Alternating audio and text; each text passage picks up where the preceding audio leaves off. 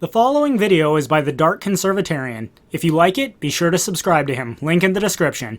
And a reminder that patrons who donate at the Super VIP level or higher are entitled to have one video mirrored on my channel per month, no questions asked.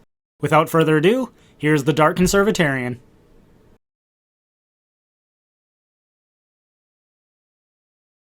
What's up everybody, long time no edit, and I am finally back with another edited response video, this time in response to the Gravel Institute by special request by $30 patron Mikhail the Stray Cat. If any of you would like to see an edited response video done to a video of your choice, well then by all means go check out my Patreon page down below in the description box. $20 patrons will get an edited response video to any video of their choice.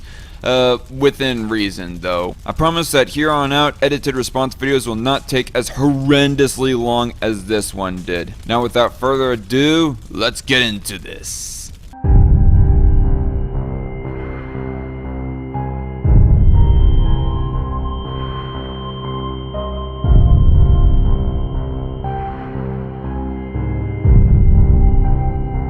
There's one thing Americans can agree on. We value democracy. No, I value libertarianism above all else, and as far as types of governance goes, I actually prefer republicanism over democracy, but who's splitting hairs here? Why does everyone agree that the government doesn't really work for us? Conservatives have an easy answer. Big government is the problem. Keep this statement in mind. She says later that it's just not true, so we're going to respond to each of her points one by one.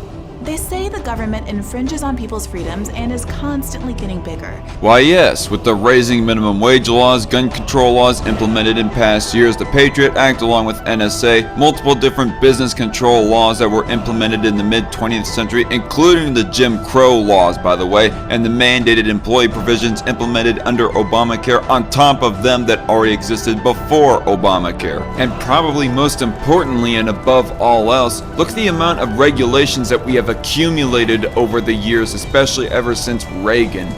They say that if we just defund expensive government programs, we could lower taxes for the average American. Sounds like common sense to me. I mean, if we slashed spending, why keep taxes as high as they were before? With that money back in the hands of ordinary people, they say, people could handle their problems on their own. Not as simple cut and dry as it would first sound, and the end results are probably not as pretty as we'd like, but keep in mind the word could. In theory, the average American could invest more of their own hard-earned money in personal expenses and investments instead of it being taxed out of their wallet by the government. But there's a big problem with that. It's just not true. Except it totally is. Sure, the US government is big, but not as big as it used to be. As a percentage of the economy, federal spending is smaller now than it was in 1954. Between these 2 points that you're highlighting, there is barely any difference at all, actually. And by what your graph is showing right here, I'm surprised that you did not have the starting point a little bit earlier, just saying. Also, not that government spending is everything, because a government can, at least in theory, be efficient and frugal with its spending whilst at the same time being all big and intrusive as well. But another thing that you also have to keep in mind here is that you're talking about government spending as a percentage of the total US economy.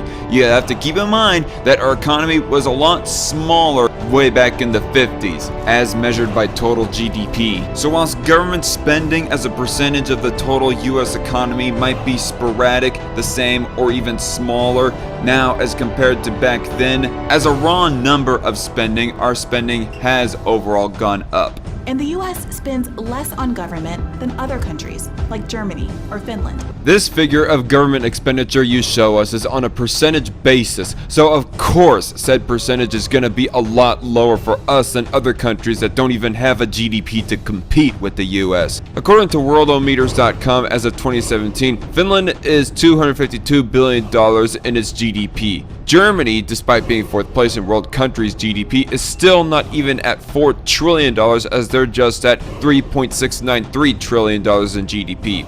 And the good old US of A is at a whopping $19.485 trillion GDP.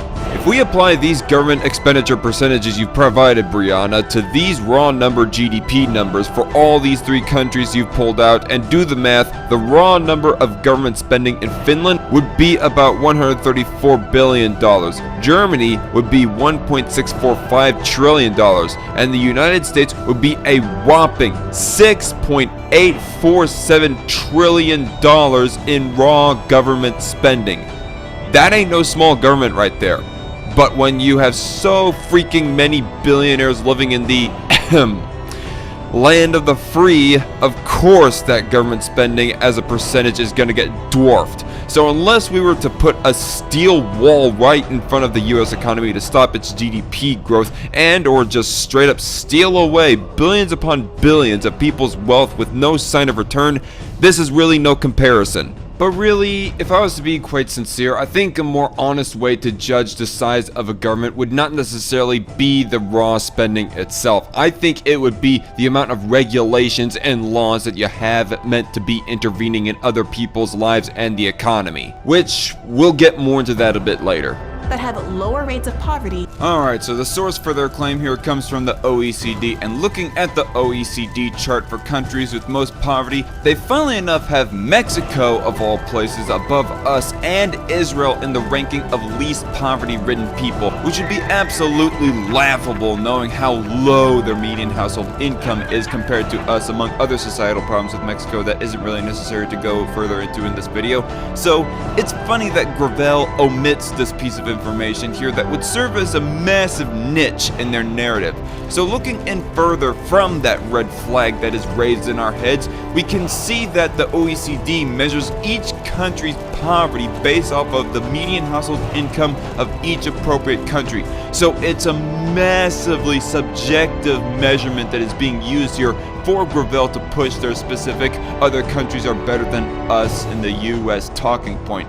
So in theory, somebody who falls a few points below the American poverty line could still be ultimately richer in raw numbers of money than somebody else who's a few points above the German or Finland poverty line. And higher rates of economic mobility. The American dream is more alive in these big government countries than in America. Don't try gaslighting my patriotism, you smug sophist. The American dream is you being able to prosper and flourish under the freedom of this country and off of your own labor and efforts, not you being able to prosper off of somebody else's tax dollar via welfare. And there's no truth to the claim that the bigger the government, the less free the people. Does the issue of the NSA and its spying mean nothing to you? In fact, the countries at the Cato Institute, a libertarian think tank. Wait, what the fuck? A libertarian think tank. Why does she sound like a ditzy valley girl saying that? A libertarian think tank. Libertarian think tank.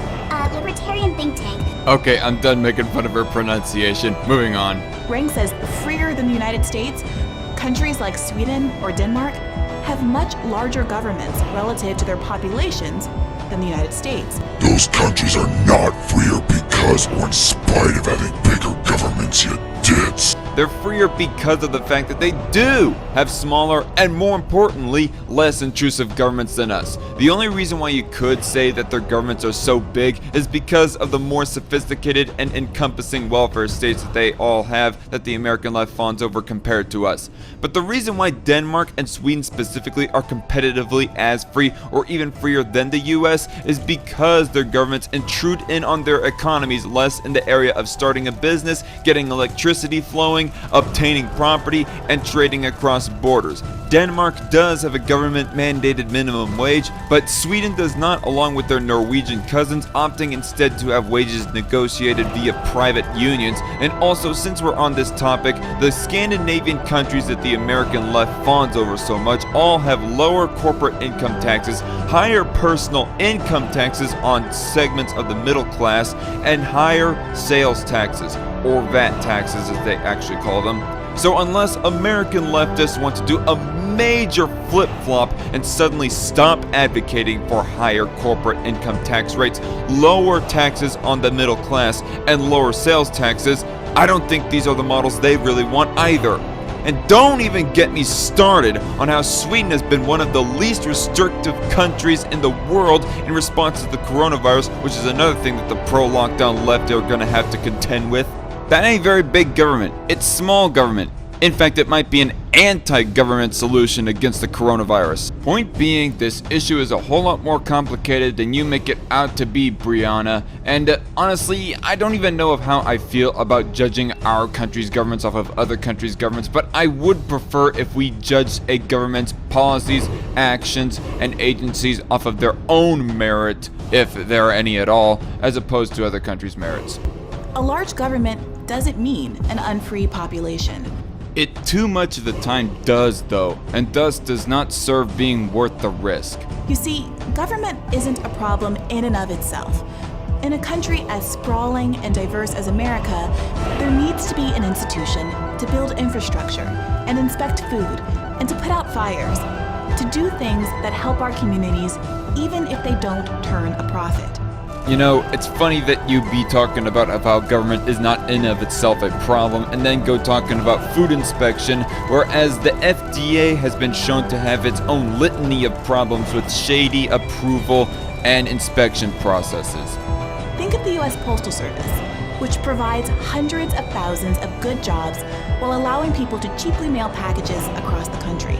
Don't get so cocky in the idea that we need our postal service to remain in the public sector, because some European countries have put their postal services mostly, if not entirely, in the private sector, and it has worked successfully, at least in Germany, according to Newsweek. Or think of Medicare and Medicaid, which are credited with having saved millions of lives.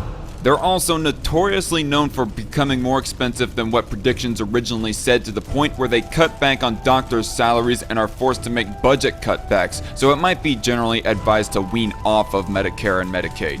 So, the problem isn't the size of government, it's who controls the government. Listen to yourself, Brianna. You say you value democracy. One of the notable things with particularly straight democracy is that sooner, more than later, your opposition will get elected and take control of whatever government apparatuses were set up by the politicians you more preferred or favored before, and then use them on you. I'll grant that welfare agencies and programs are one of the less concerning things, as their intended purpose is to provide for the people as opposed to controlling the people, like the EPA, OSHA, FDA, and even the police do, and welfare agencies are the things you're more advocating for than controlling agencies. But that's the thing. Bigger government normally entails more agencies and organizations of control as you legislate to grow the government to supposedly provide for the people. Like you said earlier, a country as big as the US, quote unquote, requires a lot of government in order to run said country. As the US has gotten bigger, so has the government. ATF, DHS, FBI, ICE, NSA. What do you and your organization have to say about these, Brianna, amongst many other more bureaucracies and organizations that I could mention? Are you for or against the existence of these agencies and the functions they serve? Are you unironically for the NSA spying via the Patriot Act? Why aren't you guys mentioning these things even? Is it because that merely just mentioning their existence in this video would offer more credence to the possibility that maybe big government generally is a problem in of itself? And I want to mention this, that even though I know that this started happening well after this video of theirs was released, but still worth noting of how the Biden administration is making an attempt on whoever they deem to be quote-unquote anti-government extremists. And to rewind a bit, in spite of the fact of how Brianna and her fellow leftists advocate for more welfare agencies and programs, and how I granted the benefit of the doubt that they're not as big a problem as agencies of control, they still stifle the economy and society when they compete in an unfair way or incentivize the people to act in a way that inadvertently goes against the good of the overall economy. Like how we're seeing it before our very eyes, that here in the US, with increased welfare and the stimulus checks in the recent year, have caused people to just plain not work or be slow to getting back to work. The reason it feels like our politicians don't work for us is because, well, they don't. Referring back to my last long tangent, isn't that an argument for as to why that big government is inevitably a problem?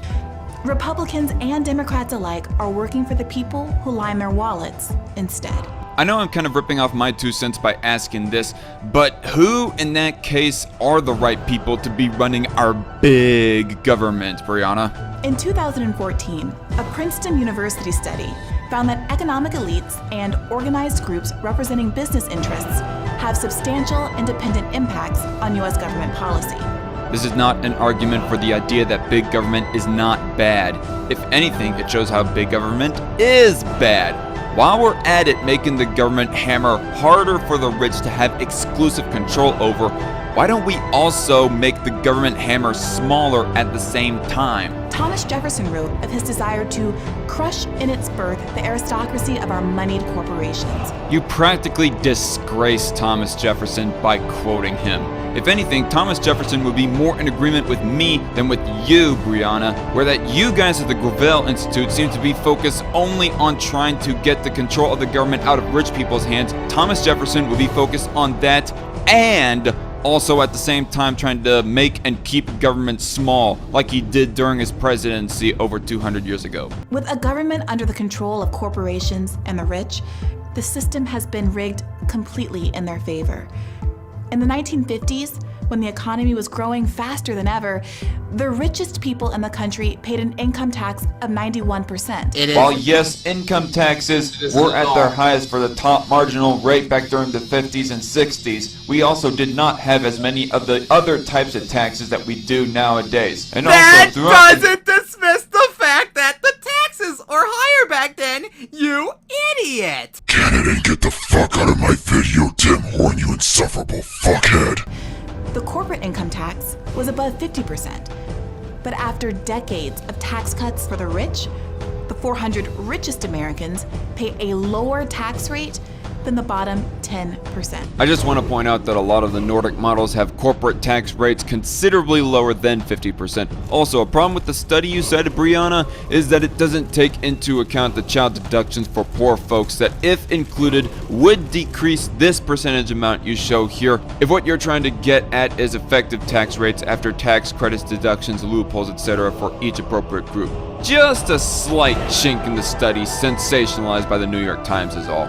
On the more important and broader point, though, about how taxes on top earners were higher back in the mid-20th century than nowadays, and we thrived supposedly because of or in spite of it, and putting aside the fact that rich folk do exploit tax deductions, credits, and loopholes more than the average Joe is able to, because I'm not against the idea of reforming this area of our tax culture, this point is way oversimplified.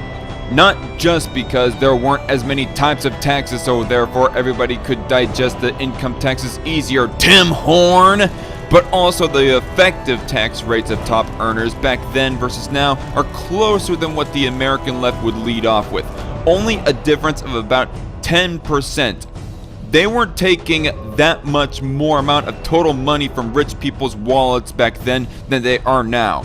This response applies to both parties, by the way. While American workers have become dramatically more productive, their wages have stagnated or fallen. The average hourly wage was higher in 1974 than it was in 2018. Actually, according to our own source, there was no change, if any at all. There was more of a change between 1972 and 2018 than between 1974 and 2018 as far as workers' wages go, but still. Also, the productivity of the average American worker isn't purely, if at all, because they have all on average worked harder over the last few decades. It's more because of what people like AJW and SMD have termed capital investment.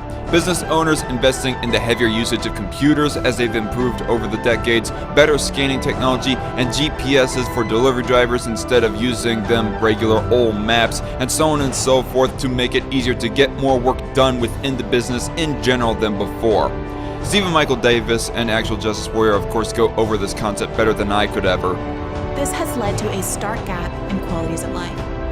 From 1989 to 2018, the wealthiest 1% of Americans increased their total net worth by $21 trillion. The bottom 50%, meanwhile, saw their net worth decrease by $900 billion. The rich got richer, the poor got poorer. I honestly do not have much to say at this point, except that I would ask Gravel Institute, how does this correlate to the idea that it's because of small government as to why that this has happened? Because since 1989, you got to keep in mind of how many corporate bailouts and big-time subsidies that we have given out to corporations and so forth, which that isn't exactly a small government action right there. Not to mention how much has inflation played in, because keep in mind that the massive printing and money is more correlating with a bigger, more intrusive government as opposed to a smaller, less intrusive government. Point being, right now, this stat that Gravel pulls out does not really mean anything to me without any additional context. For too long, we have been presented with a false choice. Big government versus small government. No, it's still a couple choices we can choose from, preferably small government as opposed to bigger government. We're right to be skeptical of the people who lead us. They don't work for you or for me. But it's not because government is big. It's because it's bought. For one, I'll ask again, who is it that we should entrust the power of government to?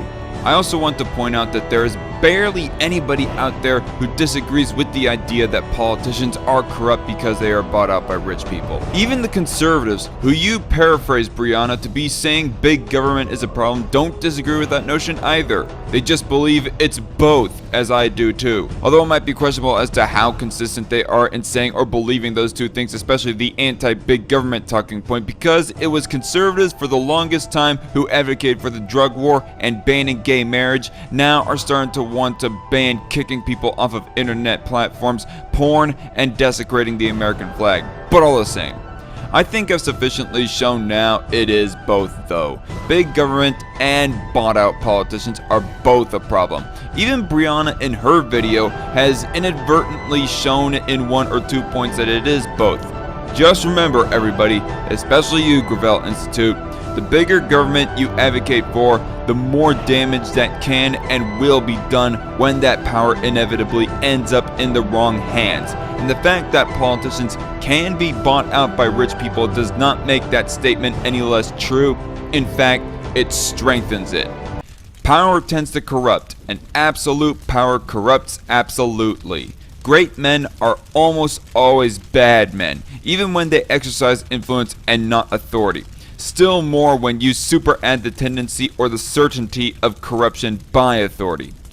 John Dalberg Acton. The Dark Conservatarian has been brought to you by patrons like you. I'd like to give a special thanks to Cat Chat, The Conundrum, and Mikhail the Stray Cat for all being such loyal followers and donating to me and for my work. And if you'd like to donate to this channel and all my other content creation, link to my Patreon page is down below with some patron rewards. If you like this video, don't forget to hit that like button. And if you're new to this channel, don't forget to hit subscribe and set that bell notification button to all. Hope to see you all later, and God bless.